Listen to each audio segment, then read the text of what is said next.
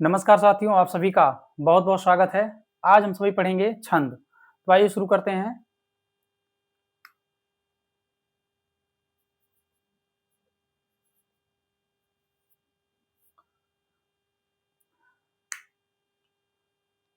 सबसे पहले हम लोग जानेंगे छंद किसे कहते हैं। काव्य का वह प्रकार जिससे उसे समुचित आकार प्राप्त हो छंद कहलाता है, या काव्य का लयात्मक स्वरूप ही छंद होता है। सर्वप्रथम इसका प्रयोग ऋग्वेद में मिलता है।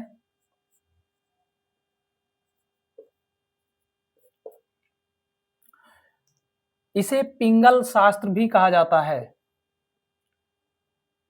क्योंकि इसके प्रणेता पिंगल ऋषि थे।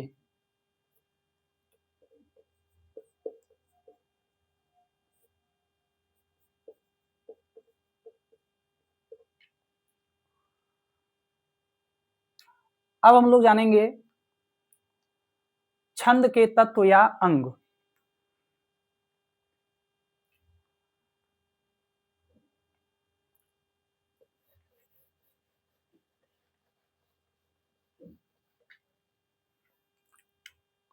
छंद के तत्व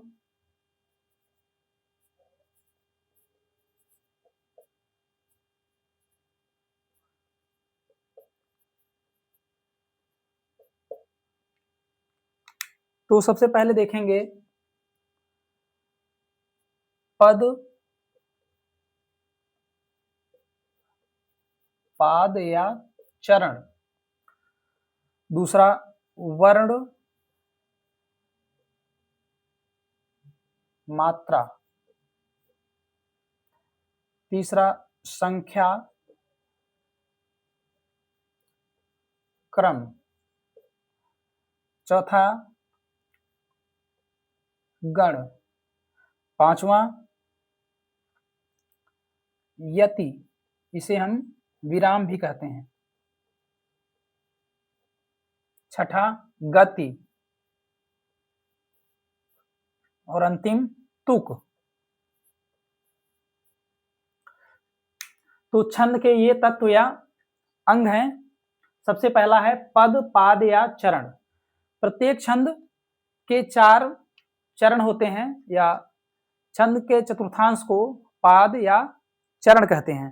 कुछ छंद ऐसे भी होते हैं जो 2 पंक्तियों में लिखे जाते हैं, उनकी प्रत्येक पंक्तियों को दल कहा जाता है। तो ये चतुर्थांश होते हैं।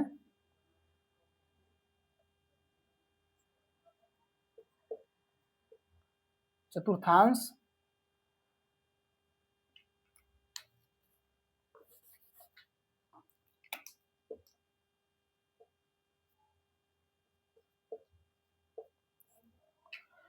वर्ण या मात्रा। वर्ण के 2 भेद होते हैं, ह्रस्व वर्ण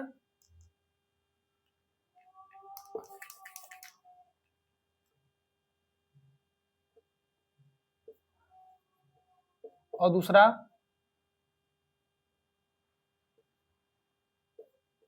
दीर्घ वर्ण। मात्रा स्वरों के उच्चारण काल को मात्रा कहते हैं। यह स्वरों का होता है जहां पर एक मात्रा होगी, ह्रस्व उच्चारण होगा वहां पर एक मात्रा, जहां पर दीर्घ उच्चारण होगा वहां पर 2 मात्रा। संख्या और क्रम। मात्राओं की गणना को संख्या कहते हैं, और प्रत्येक छंद लघु गुरु में के क्रम में नियोजित होता है, इस प्रकार से उसे हम कहेंगे क्रम। गण, इसे त्रिक भी कहते हैं। त्रिक 3 वर्णों से बने हुए समूह को त्रिक या गण कहते हैं। यह कुल 8 होते हैं। इनको यमाता, राजभान, सलगा से हम लोग देखते हैं। यमाता, राजभान, सलगा, इसमें लगा लघु गुरु है। बाकी यमाता, राजभान 1 2 3 4 5 6 7 8, तो ये 8 गण और 2 लघु गुरु। यति यति या विराम। छंद को पढ़ते समय जब थोड़ा रुकना होता है, उसके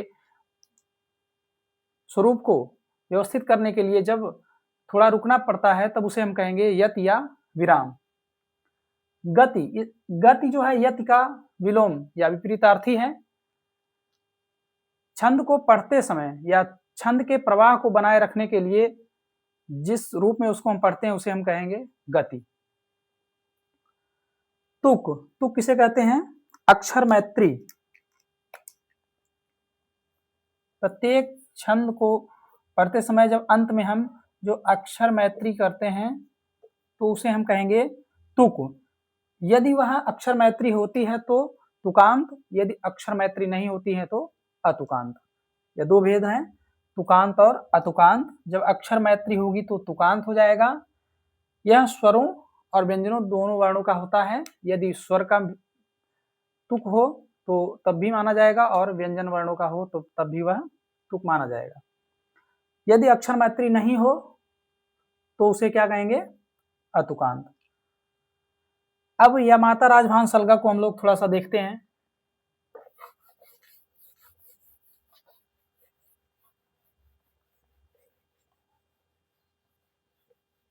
त्रिक्रियागण को थोड़ा अच्छे से समझते हैं। यमाता राजभान सलगा,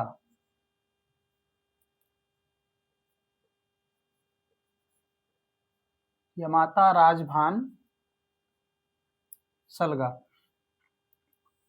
प्रत्येक तीन तीन वर्णों को लेते हुए आगे बढ़ते जाएंगे। पहला बना यमाता, अब यहां से लेंगे मातारा, फिर दूसरे से लिए थे, अब तीसरे से लेंगे ताराज, फिर राजभा,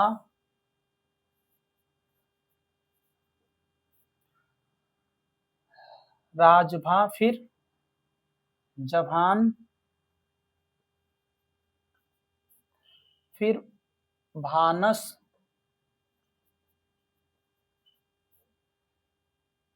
फिर नसल,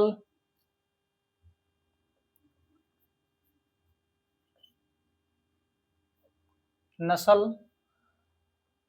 फिर सलगा।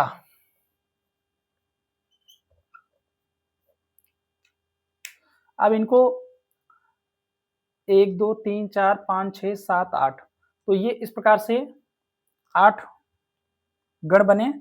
इनको लिखने के लिए इनमें मात्राएं लगाएंगे, जैसे य, माता, मातारा, ताराज, राजभा, जभान, भानस, नशल, सलगा। तो इस तरह से नंबरिंग करेंगे।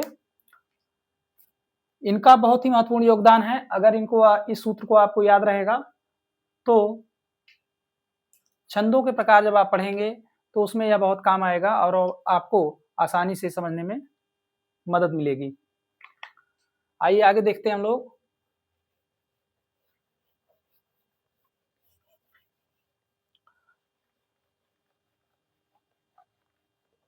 लघु गुरु निर्धारण। कैसे आप जानेंगे कहां लघु होगा कहां गुरु होगा? लघु गुरु निर्धारण।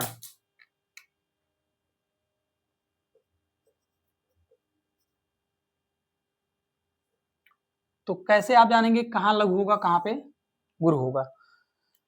लघु का मतलब है ह्रस्व, जहां पर एक मात्रा हो वहां पर लघु, और जहां पर दो मात्रा हो वहां पर दीर्घ, या दो मात्राएं दीर्घ जहां हो। सबसे पहले देखेंगे लघु। लघु यानी ह्रस्व। सबसे पहले जानेंगे कहां कहां ह्रस्व या लघु होता है, जहां पर एक मात्राएं होती है। इसका चिन्ह है एक। जहां पर लघु हो वहां पर एक मात्रा के लिए प्रदर्शित ऐसे करेंगे। सबसे पहले देखेंगे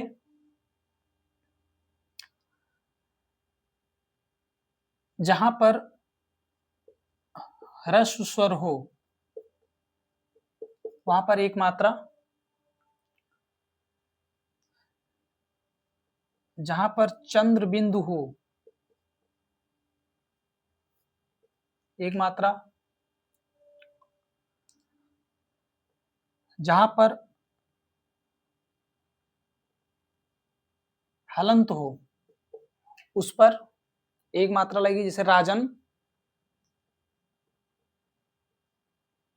तुलना पे एक मात्रा। अब कुछ महत्वपूर्ण नियम बताने जा रहे हैं, वहां पर हम लोग अक्सर गलती कर जाते हैं, तो आइए देखते हैं।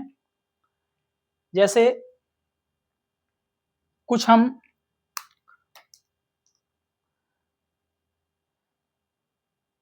शब्द दे रहे हैं, उसमें आपको लगाना है मात्रा, जैसे पश्चात,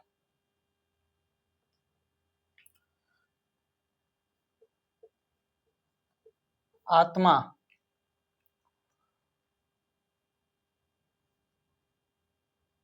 उज्जवल, तो इसमें आपको लगाना है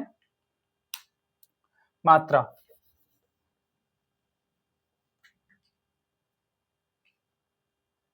तीन शब्द हैं, पश्चात, आत्मा,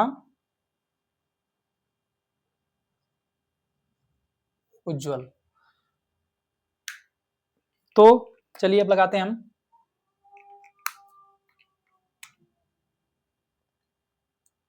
एक एक एक, एक दो दो, एक एक एक एक। अब ये कैसे हुआ इसको जानते हैं। जब कभी अर्ध वर्ण या अर्ध अक्षर किसी पूर्ण अक्षर के बाद लगे तो यह अर्ध अक्षर में एक मात्रा हो जाएगी। तो यहाँ पर यह अर्ध अक्षर इस पूर्ण अक्षर के बाद आने के कारण इसमें एक मात्रा लगी है। जब कभी दो गुरु वर्ण के बीच में अर्ध अक्षर हो तो उसमें कोई भी मात्रा नहीं लगती है।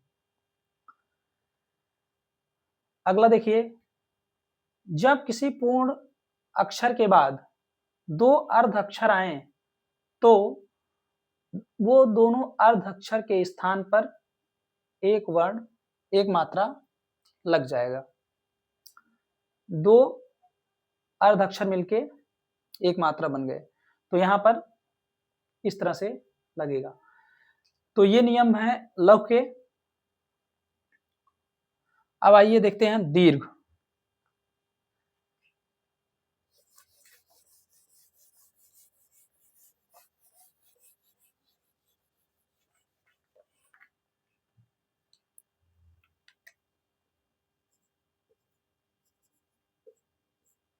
दीर्घ इसको इस तरह चिन्ह से, जिसमें दो मात्राएं हों, उनमें इस तरह से पहचानने के लिए लगेगा। जितने दीर्घ स्वर हैं, दो मात्राएं, अनुस्वार जहां पर है वहां पर दो मात्राएं, विसर्ग जहां पर होगा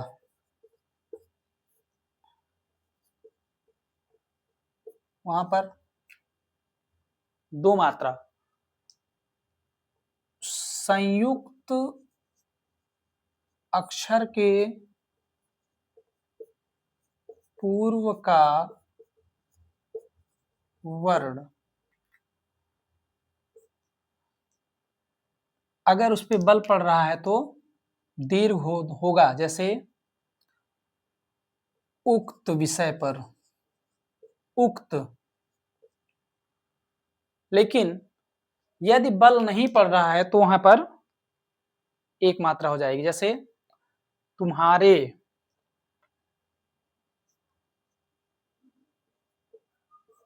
संयुक्त वर्ण के पूर्व का जो वर्ण है तू, ये लघु होते हुए भी लघु ही है यदि उस पर बल नहीं पड़ा। यदि बल पड़ता तो दो हो जाता, दीर्घ हो जाता।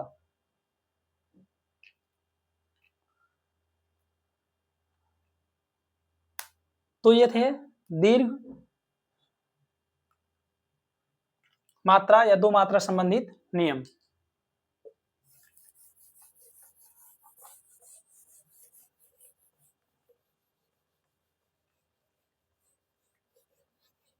अब है छंद के भेद।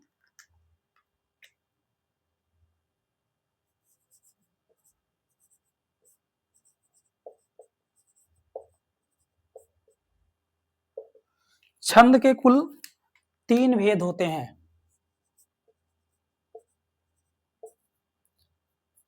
पहला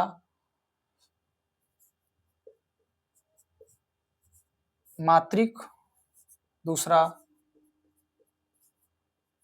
वर्णिक, तीसरा मुक्तक या मुक्त।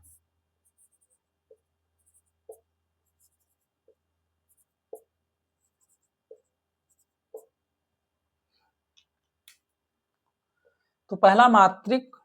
मात्रिक छंद उसे कहते हैं जिन छंदों की संरचना मात्राओं के आधार पर होती है, उन्हें कहेंगे मात्रिक छंद, या मात्राओं की गणना के आधार पर जिनके नियम सुदृढ़ किए जाते हैं, उन्हें कहेंगे मात्रिक छंद।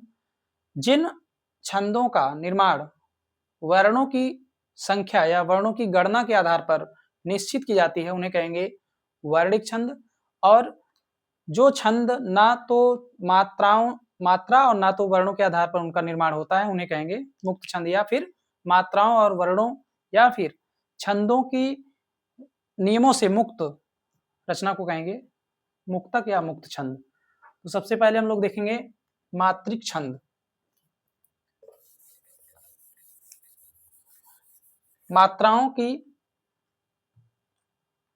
गणना या मात्राओं की संख्या के आधार पर जिनका निर्माण होता है, उन्हें कहेंगे मात्रिक छंद। यह 3 प्रकार के होते हैं। इसके भी 3 भेद हैं। पहला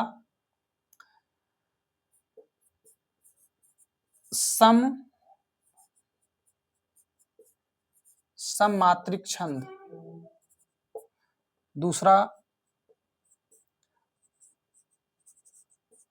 अर्धसम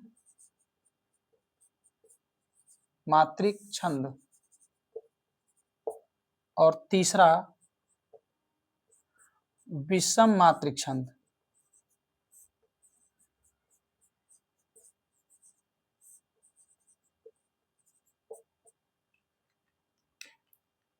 सममात्रिक छंद जिन छंदों का निर्माण या जिन छंदों के निर्माण में मात्राओं की संख्या बराबर होती है प्रत्येक चरणों में, उन्हें कहेंगे मात्रिक छंद। इसमें तोमर, 12 मात्राओं का, तोमर के बाद चौपई,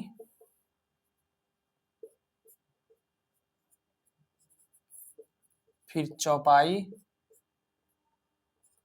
चौपाई 15 मात्राओं का छंद, चौपाई 16, फिर अरिल 16 मात्राओं का, फिर लावनी या राधिका छंद, कहीं कहीं राधिक भी मिलता है, यह 22 मात्राओं से,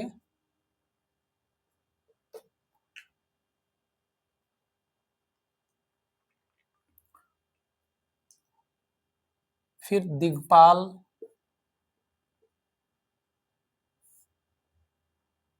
दिक्पाल 24, रोला 24। तो ये इन छंदों में मात्राओं की संख्या प्रत्येक चरणों में समान रहती है, इसलिए इन्हें कहेंगे सममात्रिक छंद। अगला है अर्धसममात्रिक। ऐसे छंद जिनका निर्माण जिनके आधे चरणों की संख्या समान हो, उसे कहेंगे अर्धसममात्रिक छंद। इसमें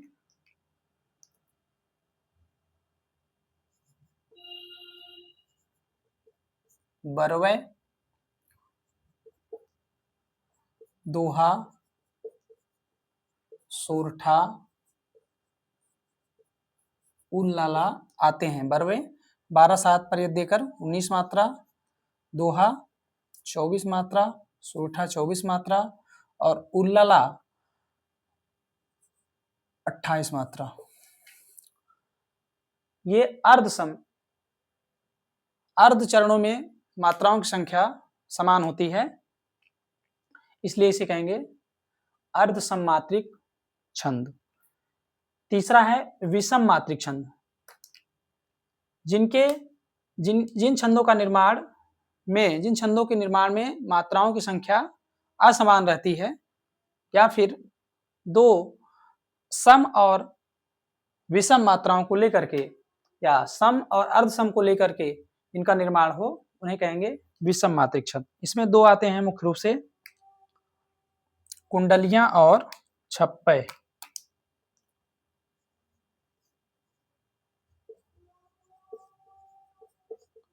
कुंडलियां और छप्पय। कुंडलियां जो है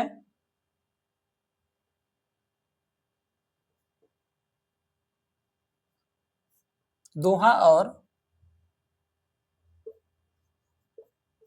रोला से निर्मित होती हैं, एक दोहा और फिर एक रोला। और छप्पय, अब जैसे इसमें कुछ हमने सूत्र बनाया था, कुछ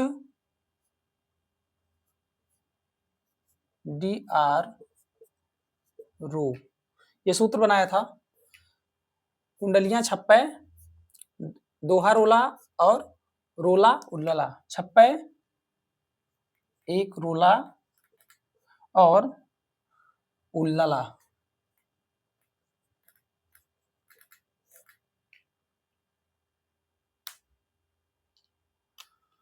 तो ये विषम मात्रिक छंद है। अगला है वर्णिक छंद। ये था मात्रिक छंद, अब है वर्णिक छंद।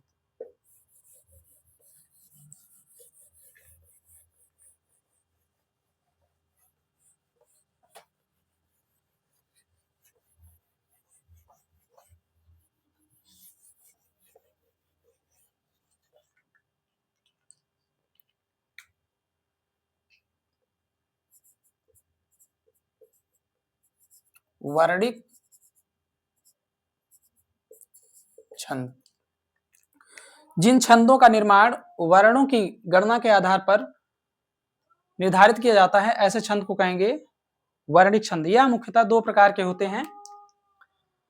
पहला साधारण और दूसरा दंडक।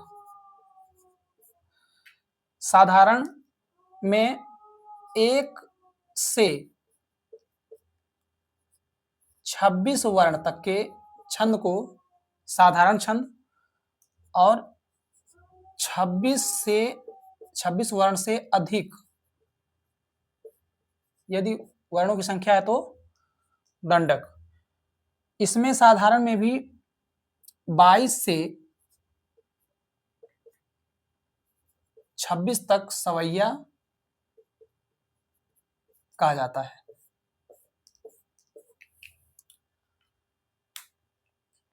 अब इसमें वर्णिक छंद में काफी हैं।